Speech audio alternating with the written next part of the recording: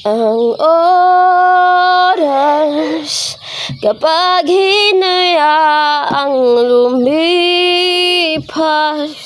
madarama mo hanggang bukas, di mauulit muli.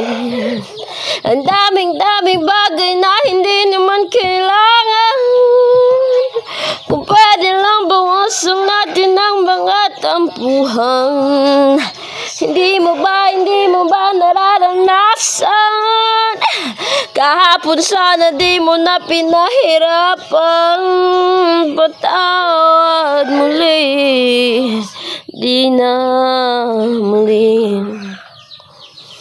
Ang buhay ay sadyang makulay, puno na ng